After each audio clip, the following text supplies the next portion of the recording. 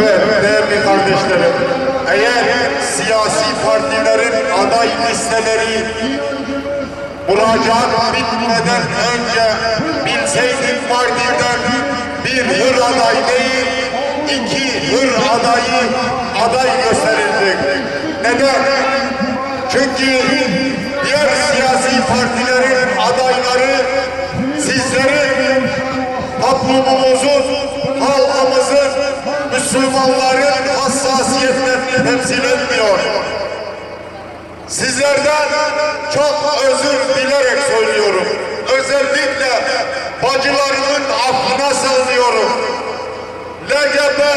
LGBT'liler sizleri temsil ediyor mu?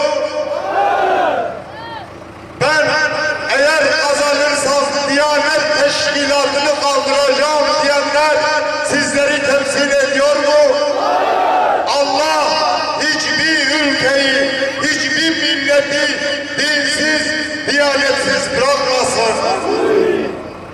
Ben gelsem Kur'an kurslarını kaldıracağım diyenler sizleri temsil ediyor mu? Sosyalistler sizleri temsil ediyor mu?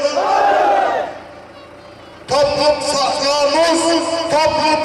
kabustur diyenler sizleri temsil ediyor mu?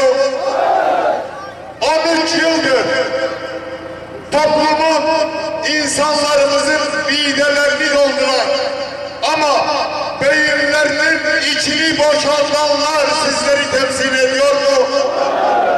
Görüyorsunuz nasıl bir gençlik yetiştirdiler. Her birisi bir suç makinası gibi bir gençlik yetiştirdiler. Ama o gençliğin midesini doldurdular.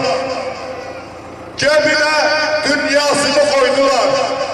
Ama beyinlerinin içini boşalttılar. Bu ülkenin sorunları sadece asgari ücret değildir değerli kardeşlerim. Ülkemizin sorunları asgari ahlaktır, asgari medeniyettir, asgari örf ve adetlerimizdir, asgari dinimize, namusumuza, neslimize sahip çıkmaktır. Sahip çıktılar mı? Çıkmadılar. Çünkü çok kötü bir gençlik yetiştirdiler. Evet, görüyorsunuz internet kafelerinin köşelerinde, meyhanelerde, affınıza sığınıyorum, meyhanelerde, kahvehanelerde, sokaklarda gençliğimizin düçar olduğu hastalığa hepiniz şahitsiniz.